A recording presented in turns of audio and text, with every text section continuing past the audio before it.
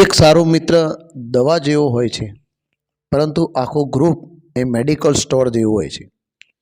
આવી જ રીતે અમારા તમામ મિત્રો જે હંમેશા એકબીજાના સહભાગી થતા હોય છે, બધા મિત્રોએ સાથે મળીને એક આજે નાનું જમવા સાથેનું એક ફાર્મ ટૂરનું આયોજન કર્યું, જ્યાં અમે જાતે જ ભોજન બનાવવાનું પ્લાનિંગ કર્યું.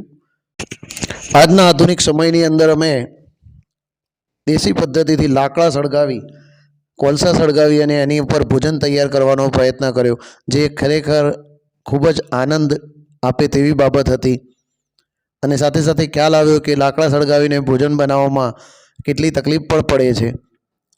અમારા અલગ અલગ મિત્રો, અમારા મિત્રો માસ્ટર શેફ, અમારા ખાસ મિત્ર મુસ્તુફાભાઈ, અમારા એક પત્રકાર સલીમભાઈ પટેલ, સાથે સાથે મેડિકલ સ્ટોરના માલિક અમારા રફીકભાઈ, રાજુભાઈ, હારૂનભાઈ, ઇમરાનભાઈ, બધા જ મિત્રો સાથે મળી અને ખૂબ સરસ આયોજન કર્યું. ફાર્મ પર સસલા હતા, તે પણ ખૂબ જ સુંદર હતા. અમે બાળકો રમી શકે, બાળકો ખુશ થઈ જાય તેવી જગ્યા અને કુદરતી પર્યાવરણની અંદર રહેવાનો અમને એક અવસર મળ્યો.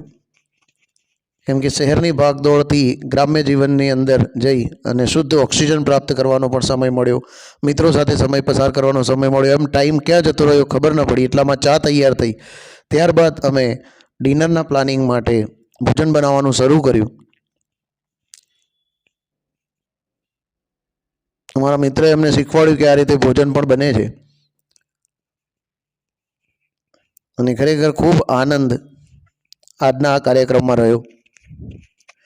આપ પણ આપણા મિત્રો સાથે આવી રીતે જઈ અને મજા માણી શકો છો, ગ્રામ્ય જીવનનો લાભ લઈ શકો છો, બાળકોને બતાવી શકો છો કે કેવી રીતે આ ચૂલા પર રંધાય છે. ચૂલો સળગાવતા પણ એમને શીખવાડવું જોઈએ.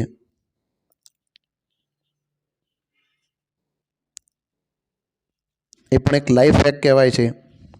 સાથે ખૂબ ચર્ચા, ખૂબ આનંદ સાથે અમારો દિવસ સરસ રહ્યો. રાત્રિ ફરીથી એકવાર ચા સાથે અમે અમારો કાર્યક્રમ પૂર્ણ થયો, કેમ કે ચા વગર તો આપણો કાર્યક્રમ પૂર્ણ ના થાય. અને ચા પી અને અમે બધા વિખૂટા પડ્યા.